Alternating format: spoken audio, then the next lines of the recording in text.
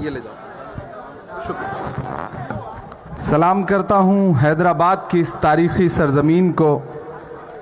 वक्त बहुत कम बचा है। बिलाल साहब ने बताया कि 15 मिनट का वक्त बाकी है। मैंने कहा भाई थोड़ा तो हमारे और उनके बीच में फर्क रहने ही दो कम से कम। हम करें बात दलीलों से तो रद्द होती है, हम करें बात दलीलों से तो रद्द होती है, उनके होठों की खामोशी भी सनद होती है, कुछ न कहने से भी छिन जाता है एजाज़े सुखन, जुल्म सहने से भी जालिम की मदद होती है। हैदराबाद वालों, ये जो प्रोग्राम है संविधान जिंदाबाद, कांग्रेस पार्टी ने पार्लियामेंट के अंदर देश के होम मिनिस्टर साहब अमित शाह साहब ने जो डॉक्टर बाबा साहब अंबेडकर जी का अपमान किया, उसके खिलाफ पूरे देश में प्रोटेस्ट के तौर पर, एहतजाज के तौर पर एक प्रोग्राम प्लान किया जिसका नाम रखा जय बापू, जय भीम, जय संविधान। हमारे माइनॉरिटी डिपार्टमेंट ने यह अहद किया कि हम देश में 25 बड़ी संविधान जिंदाबाद की सभाएं करेंगे।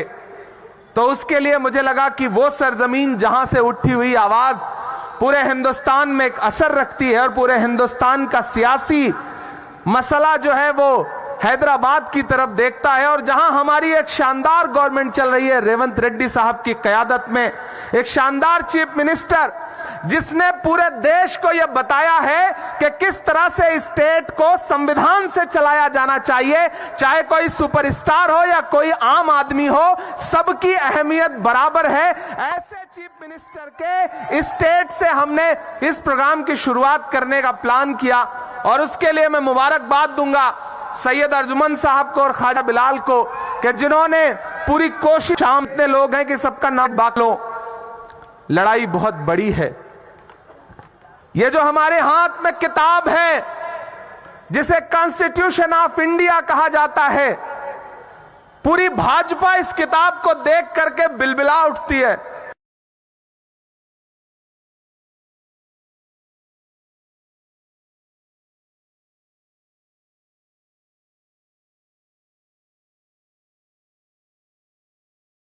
की अहमियत है उतना ही एक रिक्शा चलाने वाले मजदूर के भी वोट की अहमियत है। यह किताब जो ये ताकत देती है कि इस देश के संसाधनों पर जितना हक अडानी का है उतना ही फावड़ा लेकर के मजदूरी करने वाले एक किसान का भी है। यह किताब जो ताकत देती है कि कोई किसी भी विचारधारा का हो, लेकिन अगर वो देश के इक्तदार पर बैठेगा तो उसे इस किताब के हिसाब से चलना पड़ेगा, तानाशाही से नहीं चल सकता है। यह किताब बहुत जरूरी और बहुत अहम किताब है। अनिल यहां बैठे हुए हैं, उस दिन पार्लियामेंट में जब अमित शाह साहब बोल रहे थे तो जब वो बोलते रहे गुरूर में आए तो उन्होंने बोलते बोलते कहा कि आजकल एक फैशन हो गया है अंबेडकर अंबेडकर अंबेडकर अंबेडकर। अरे इतनी बार भगवान का नाम लेते तो 7 जन्मों के लिए स्वर्ग मिल जाता। मैं और अनिल पीछे बैठे थे, मैंने अनिल से कहा कि अनिल ये 15 सेकंड होम मिनिस्टर साहब की जिंदगी पर बहुत भारी पड़ेंगे, देख लीजिएगा। आज इन्होंने डॉक्टर बाबा साहब अंबेडकर का अपमान किया है। और जब हम बाहर निकले तो मीडिया के साथ ही खड़े थे, उन्होंने पूछा कि होम मिनिस्टर की स्पीच कैसे लगी, उनका रिप्लाई कैसे लगा। तो मैंने कहा उन्होंने मुसलसल तकरीबन 90 मिनट झूठ का पिटारा खोल के रख दिया, लेकिन जो उन्होंने डॉक्टर बाबा साहब अंबेडकर के बारे में कहा है उस पर चुप नहीं रहा जाएगा। उस पर कांग्रेस पार्टी बोलेगी, उस पर हम सारे लोग बोलेंगे। जब अहले खिरत की बातों पर कुछ जाहिल शोर मचाते हो, जब बुलबुल हो तस्वीरें चमन और कौवे गीत सुनाते हो, जब चिड़ियों के इन घोंसलों में कुछ सांप उतारे जाते हो, जब माली अपने गुलशन से खुद हाथ से आग लगाते हो, उस हाल में हम दीवानों से तुम कहते हो खामोश रहो। हम लोग बोलेंगे, हमें बोलना पड़ेगा। हम इसलिए जिंदा हैं कि हम बोल रहे हैं। दुनिया किसी गूंगे की कहानी नहीं लिखती। मैं राहुल गांधी जी के साथ सियासत करता हूं, उनके कंधे से कंधा मिला करके चलता हूं।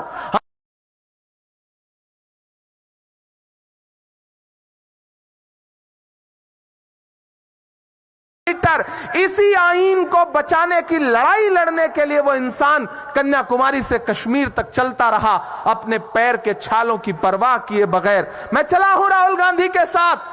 मुझसे लोग कहते थे इमरान साहब आप तो सियासत दामाद में हैं, शायर पहले हैं, आप राहुल गांधी के साथ चल रहे हैं, आप क्या कहेंगे? तब मैं कहता था कि जो हर जालिम से टकराएगी वो आंधी बनाऊंगा, जो हर जालिम से टकराएगी वो आंधी बनाऊंगा। नए अंग्रेज आए हैं, नया गांधी बनाऊंगा। वो नया गांधी जो इस मुल्क में नफरतों के खिलाफ लड़ रहा है। हम सारे लोग जो इस स्टेज पर बैठे हैं उसके सिपाही बन करके भाजपा की संविधान के खिलाफ, डॉक्टर बाबा साहब अंबेडकर के खिलाफ जो सोच है उसके लिए सड़क से लेकर के संसद तक लड़ रहे हैं। हम और अनिल दोनों लोग पार्लियामेंट में हैं। हम वहां पार्लियामेंट के अंदर भी लड़ रहे थे और अब सड़क पर भी लड़ रहे हैं। पूरी कांग्रेस पार्टी सड़क पर लड़ रही है। हैदराबाद वालों, इस लड़ाई में मैं आपको शामिल करता हूं। आज बहुत ज्यादा तकरीर का वक्त नहीं है, लेकिन आपसे बस ये कहने आया हूं कि इस दौर में खामोश रहने से काम नहीं चलेगा। हैदराबाद वो सरजमीन है जिसने हमेशा मुल्क को सही डायरेक्शन दिया है। हैदराबाद से उठी हुई आवाजें पूरे देश में एक असर रखती हैं। यहां चलने वाली हुकूमत एक इंसाफ पसंद हुकूमत है और मैं तो रेवंत रेड्डी साहब को इस बात के लिए भी मुबारकबाद दूंगा कि उन्होंने ड्रग्स के खिलाफ जो कैंपेन चला रखी है वो मुबारकबाद की मुस्तहक है और उसके लिए पूरे मुल्क में लोगों को खड़ा होना चाहिए। मैं अभी पिछले दिनों एक मिनिस्ट्री की मीटिंग में था, स्टैंडिंग कमेटी की, मैंने वहां भी आवाज उठाई कि जिस तरह से तेलंगाना के चीफ मिनिस्टर ड्रग्स के खिलाफ कैंपेन चला रहे हैं उससे पूरे मुल्क को सीखने की जरूरत है।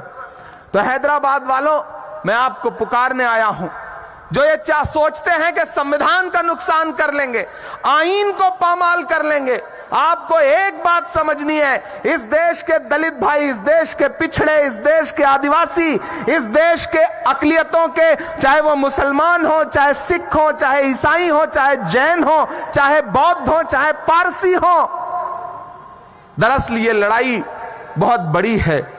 भाजपा चाहती है कि ये लड़ाई मजहबी लड़ाई बन जाए, धार्मिक एंगल घुस जाए। वो दीन के, वो तो कातिल हैं भारत के आईन।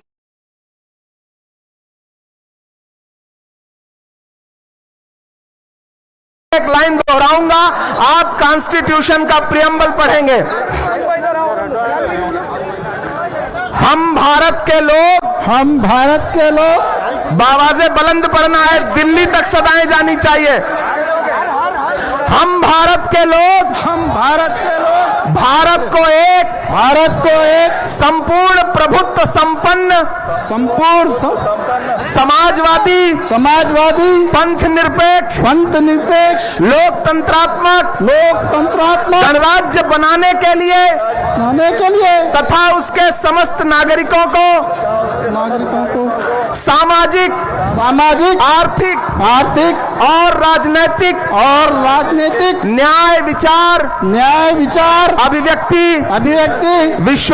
विश्वास धर्म और उपासना की स्वतंत्रता प्रतिष्ठा और अवसर की समता प्राप्त करवाने के लिए तथा उस सब में व्यक्ति की गरिमा और राष्ट्र की एकता और अखंडता सुनिश्चित करने वाली बंधुता बढ़ाने के लिए दृढ़ संकल्प होकर अपनी इस संविधान सभा में